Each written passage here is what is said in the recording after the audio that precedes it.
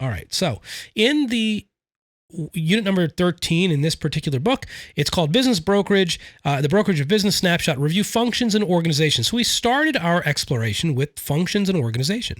The core activity of brokerage, let's define it.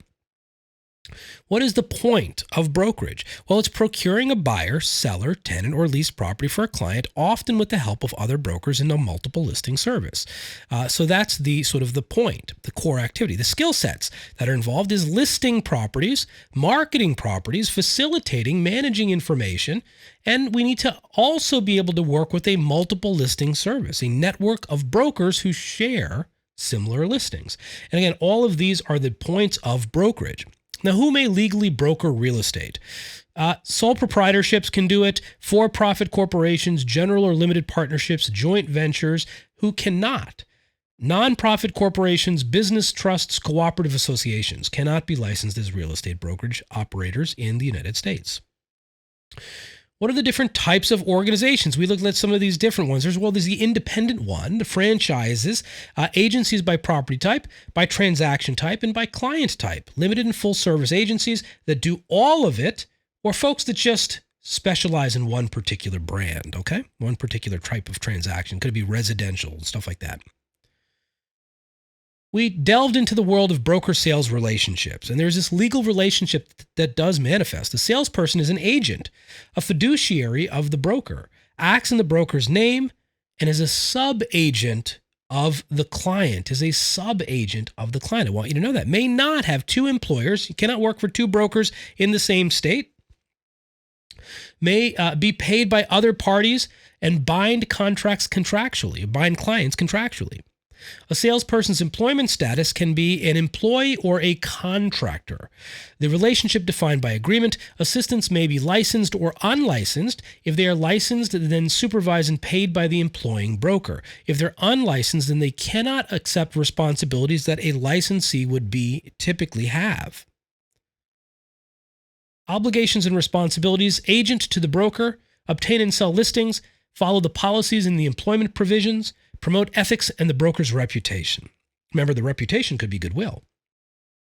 Broker to the agent, provide data, office support, compensation, training, and uphold ethics policies and in their employment agreement between the parties. Agent compensation, commissions per schedule after splits with the cooperating brokers. Remember, commissions are 100% negotiable. Then we talked about operating a real estate brokerage, obtaining listings. That was one of the big pillars. Generate prospects, develop price ranges, complete listing presentations, and negotiate and execute agreements. Then there was marketing of those listings, developing a marketing plan, sell and qualify prospective buyers, complete necessary disclosures, and obtain all offers.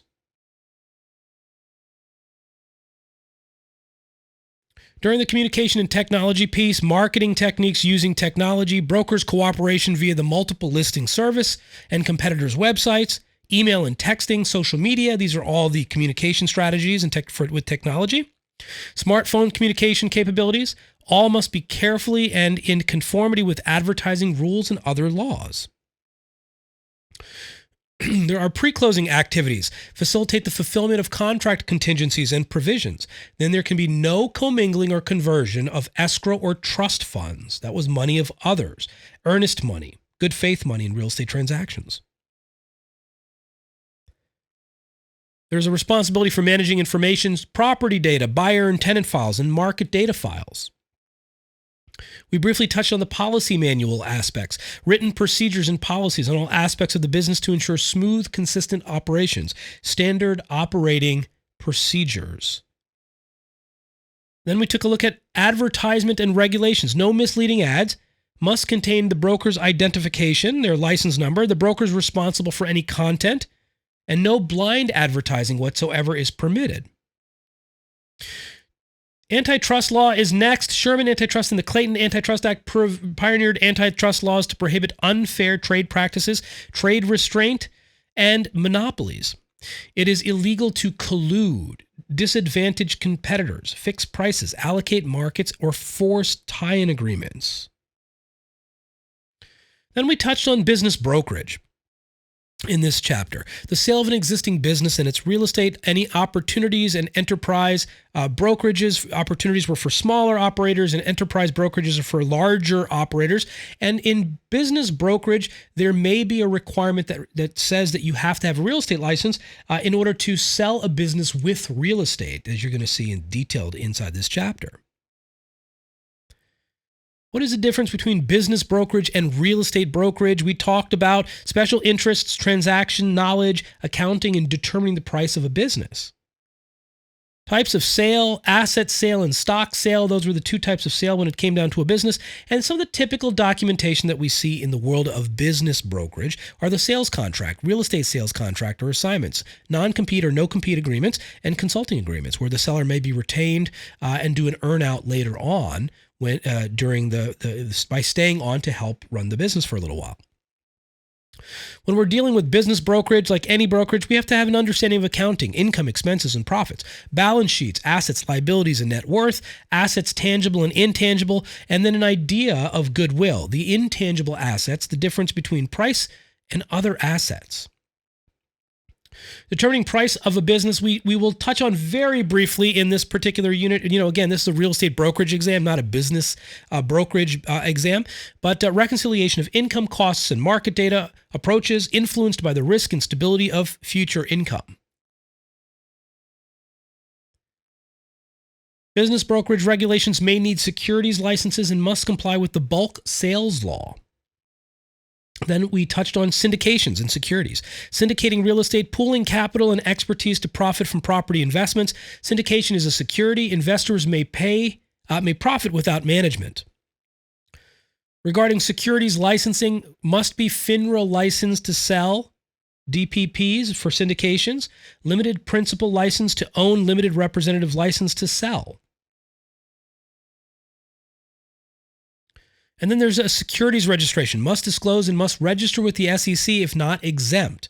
DPP exempt within state, only being offered within that state or offered unadvertised, and a limited to 35 investors and below. So if you have more than that, then we will have to register with the SEC, okay? And we looked at all of these elements, and we're soon to be looking, depending on where you're watching this, as a sort of an overview of the Chapter 13. So as y'all are getting into it, now start looking out for these particular items during the discussions and then follow up with an exam. So I would start with this. I would get an idea of what the chapter is about. Then I would wrap with this and get an idea of sort of everything that you wanted to remember from the in-depth explanation and details of when we go into the chapter. All right. And then I would follow up with the pre-exam and a post-exam so that you just have these items down. Brokerage is up. The next thing I want to do is go through a quick PowerPoint review, a slide deck of all of the items we just learned about to help, supplant all of the information it's in your minds to get through this examination. Let's do that coming up next. Look forward to it. Hey, I'm D. Kumar, and if you're studying for your real estate licensing exam right now, or you're looking to level up your game when it comes to real estate knowledge, make sure to subscribe and like.